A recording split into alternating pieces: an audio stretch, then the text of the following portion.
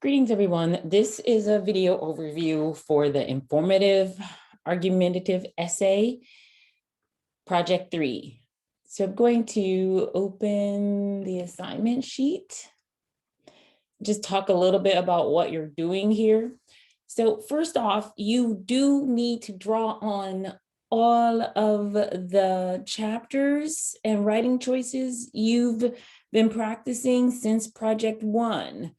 So even though we only have 2 Abrams chapters associated with this task, that's chapter 8 and chapter 9, you need to consider the previous chapters and how you can use those skills to help you write a fully developed informative essay.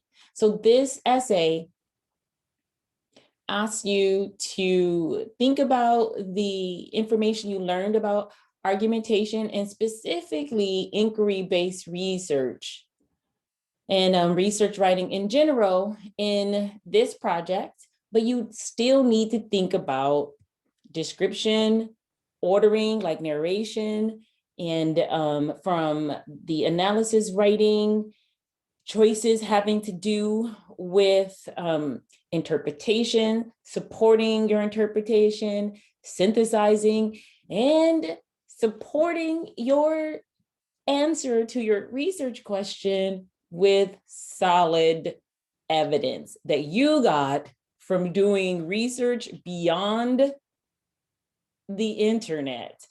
So you're writing an informative essay that's going to deliver an answer for your audience to a research question you develop. So this may be a different approach than you've had in the past of just picking a topic where you're being asked to develop a research question. So for example, how has the policies of the last educational secretary of the US impacted standardized testing?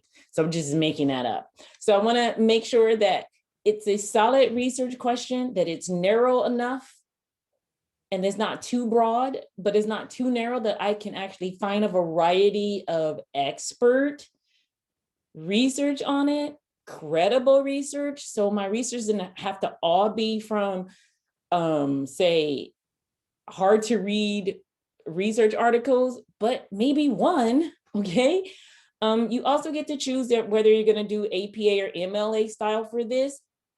Since APA is an approach that's used specifically for research-based writing, you know, depending on your comfortableness, your comfortability with it, you might want to try it.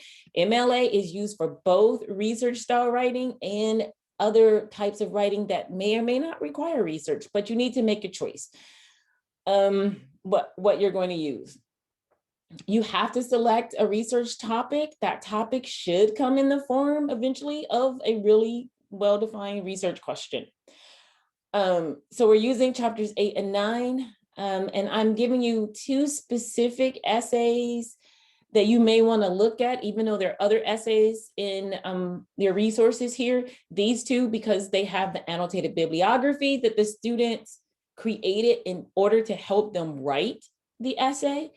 So you have the annotated bibs and the actual essay. So these are the 2 I suggest everyone put a keen eye towards looking at how the annotated bibliography, this is something you do before you write a paper. So it's different. It's a different approach of like, let me go find my research that's going to help me answer this question. And then by annotating the best parts of the sources that you found, you actually have this really sort of content that you can shape later into your essay. And you can also get a variety of different types of writing from the annotated bibliography that you've created around a specific research question or topic. So writing the informative argument, it does require you to take a position and support that position, but this is not the type of argument that you are trying to convince people that you are right. At the end of reading your research paper, your reader should feel more informed and not feel like he or she has to do something. But So think about investigative reporting. They let you know about a situation. And now that you know more, you could do a variety of things with that knowledge. And that's what you're shooting for here. So informing people, not trying to persuade or convince them that you're right or they need to do something, except for be more knowledgeable about the topic that you're presenting. So choosing a topic. So actually, this is where the skills that you're practicing using the information literacy toolkit task, if you completed that task for project 2, the analysis project, you still are expected to use those skills again for developing and doing research around the work you're doing for project 3. So you had that option of completing the information literacy toolkit for project 2 or 3. The point is to use the skills repeatedly, not just complete it and say, oh, I'm just still going to go to the internet and pull down whatever pops up as I do my search. You want to be smarter writers and use your critical thinking skills to make sure the sources that you are using come from a variety of contexts. So yes, you are expected to use library databases, as hard as that may be, in addition to just searching Google, all right, or even Google Scholar. Get into the resources you have right now as students and using those databases to help you find a variety of sources. So that information literacy toolkit is designed to help you practice research methods. And actually starting with what's your topic and figuring out if it's narrow enough, broad enough, and also turning that topic into a researchable question. So even though this is an informative essay, what you are writing about, what makes it argumentative is that the information you're presenting has multiple perspectives. People can debate over it. So it's argumentative in that way, in that it is debatable, and you're not expected to say this is the right or wrong way, but present information around a debatable question rated to a specific topic.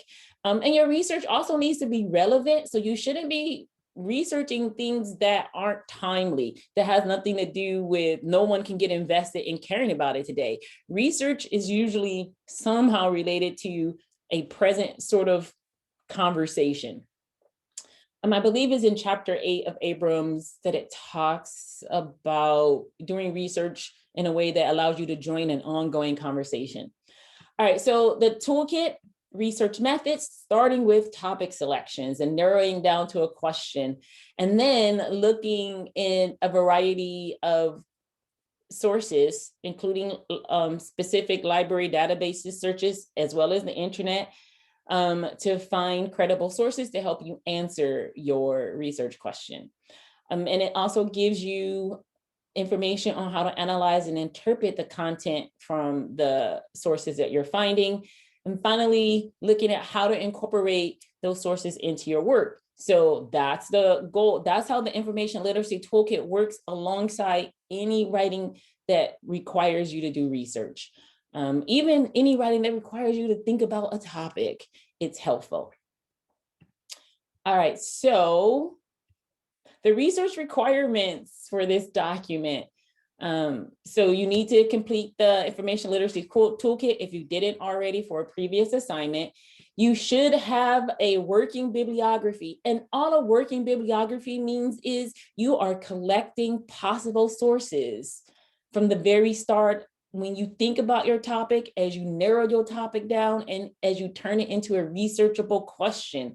So you should have a document. It's working because you keep adding to it. So this is a place where you can just start to list the possible sources you're finding along the way. You're going to come back to this document, and the sources that you have on it that may not be useful, you can leave them on there. But the sources that are useful, you want to make sure you then start to annotate them. So you're going to end up with an annotated bibliography that's going to have sources on there that you may not use for this particular topic. And you'll know the difference because the sources that are useful, you will have annotated, at least some of them. And I believe this asks you to annotate a minimum of 5 sources. And the expectation is that any sources annotated will be part of your research paper. Otherwise, you don't want to read something and summarize it and think about how it's going to help you answer your research question if you end up not using it, because that would be wasteful time. So this annotated bibliography is a little different from the one you did for class. So this one, even though all annotated bibs will summarize the source, the reflective annotation you're doing should be specific to your research question. So in that annotation, you want to pull data and information that's going to help you answer your research question. I mean, you want to do that in such a way that when you're done with this annotated bibliography, so let's say you do annotate 5 sources. So what that means is when you start to devise what your thesis statement is, which should be a version of the answer to your question, when you start to create that thesis statement, you now have a potential of 10 annotated sections, right? Because you did summary and this reflective component for at least 5 of your sources. You now have 10 potential small paragraphs to rework into your paper to help support and develop your thesis. And it's at that point that you want to draw on the content from the previous sections. Like, do I need to use examples? Do I need to describe? Do I need to order this in a particular way? How do I synthesize the information and use summary and paraphrase? You know, those are the things that came from projects 1 and 2 and culminate, they add up to the things you need for project 3. Okay, so you're writing that annotated bibliography. As I just summarized all of this, what they're useful for. Again, my 150 words is just a rough estimate because people always ask me how long should something be. The important thing is that the summary and the reflection for your annotated bibliography are concrete. The summary brings the main points from that document that you can use it to help write your paper, that you don't necessarily have to go back and reread the whole document. That's the point of summarizing it. So it needs to be concrete and specific, and the reflection should consider the ongoing conversation associated with your research question. So this stuff should be useful. When it comes to evaluating the annotated bib for project 3, it's for you, not for me. When I read it, I'm reading it to try to see, does it look specific and concrete enough that someone could use this to help write their paper? All right, so, and I gave you just some examples here of like example research question and an example of a reflective annotation of a source that might help address that research question. All right, the draft and the grading draft that you're going to submit. Basically, we spent a lot of time on this research-based project because research takes a lot more time, and you need to think about being critical of your own research process. So when it's time to write, you may have to do additional research and revise and revise and revise. So I strongly suggest that you look at making at least one session with a GRCC tutor to discuss any aspect of your writing project. You don't have to wait till you get a draft to talk to a tutor, nor do you have to wait to that point to talk to me.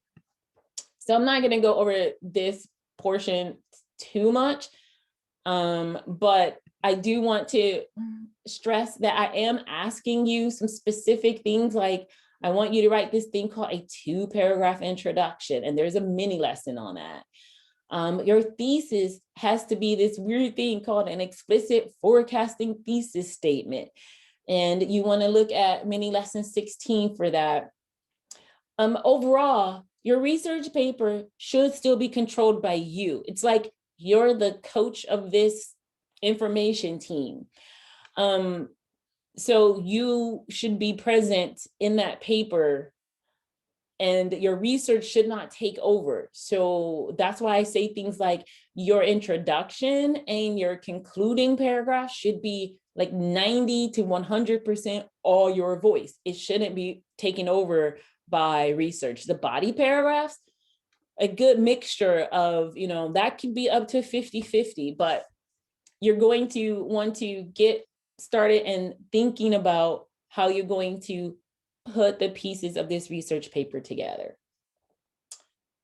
All right, so that's my overview, and that's part of my sum up, but I'm just gonna say ask lots of questions and use all of the resources about writing choices that we've had since the start of the semester.